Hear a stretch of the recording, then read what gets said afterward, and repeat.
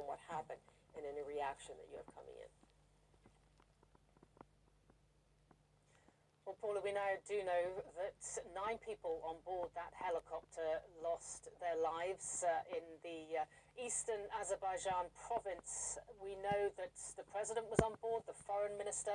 We understand a governor of that province, also an imam of Friday prayers of that province, along with security, the pilots, the crew. So 9 people in all went down with that helicopter. Now, you have mentioned the dire weather conditions. It took rescue teams around 16 hours to be able to locate and get to that area itself. The rescue teams were unable to put a helicopter into the air, they said, because of the weather conditions.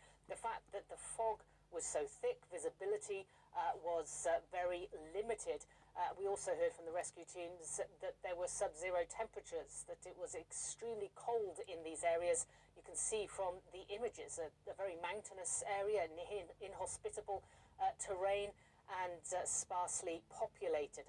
So that's the latest information we have. We do know also from state media that the government has convened an urgent meeting. They say that, according to a photo that was provided by state media, that the chair that President Raisi would usually sit in had a black sash across it for mourning. We understand from state media as well that there will be details in the hours to come about the mourning procession, the process, the timing, the details.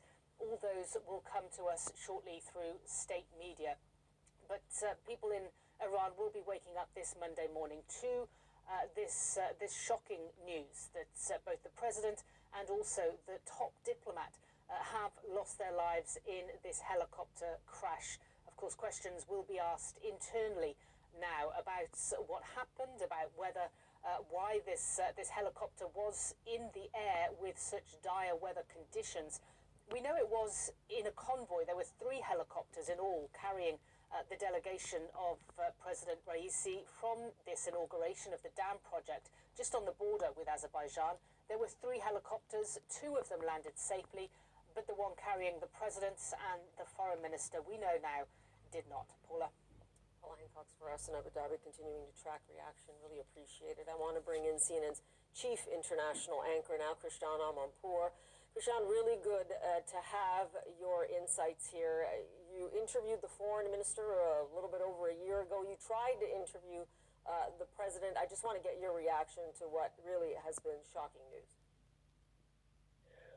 Well, Paula, it is obviously shocking news, and it couldn't come at a more unstable time for Iran and for the region. Iran faces, as you know, those internal protests and discontent that have been crushed brutally in the aftermath of Mahsa Amini's death, and that was under the direction of President Raisi and the Supreme Leader and the Iranian Revolutionary Guard Corps.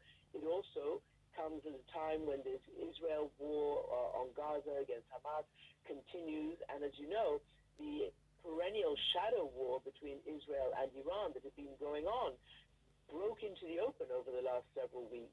That somewhat subsided after a reaction from both sides, but nonetheless it shows the peril of the situation. You can imagine for the United States, for the West, one of the most important issues is the Iran nuclear issue.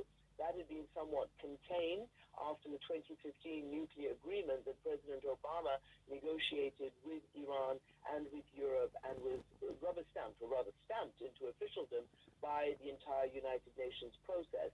President Trump, at the urging also of Prime Minister Benjamin Netanyahu, pulled the United States out of that, and that caused much more uncertainty and stability over the process of the Iran nuclear program.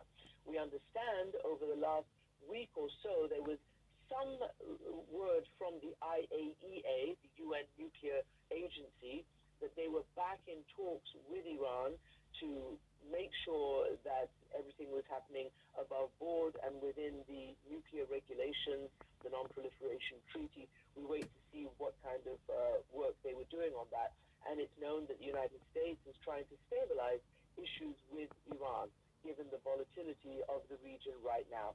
As for inside Iran, as you mentioned, the Supreme Leader Ali Khamenei issued many statements before the news that he had actually been found dead, saying that the nation was praying, and you're bound to see days, if not weeks, of official mourning organized all over the country. He also said that the affairs of the country will not be disrupted or disturbed.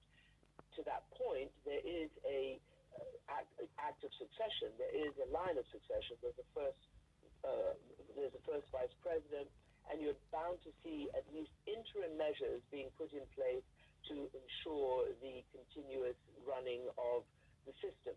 At one point, before the Mahsa Amini death and before the protests and the riots back in 2022, Raisi, a very hardline fundamentalist, was being considered a successor to the supreme leader Ali Khamenei, who himself is elderly. News of his ill health and sort of frailty have appeared to be vastly overstated over the years. However, he is aging, and there needs to be a succession there in place if that system is to continue. Raisi was then considered to have somewhat disqualified himself or besmirched and sullied his reputation, given the political and popular uprisings against him inside Iran, as well as the economy being really bad for the people. He is not considered to have brought prosperity at all to the Iranian nation. And if you look online on social media, you can see the reaction from many, many people, both outside and inside Iran. His most recent legacy will have been the brutal crackdown on the Freedom Life protesters, the Women Life Freedom protesters.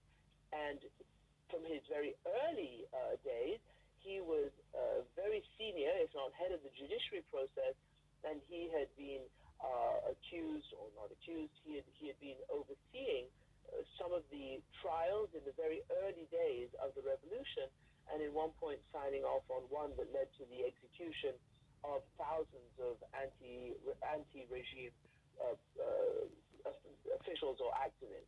So his career has been incredibly checkered, but nonetheless, it's a big change and shock in a very volatile region and a very volatile place.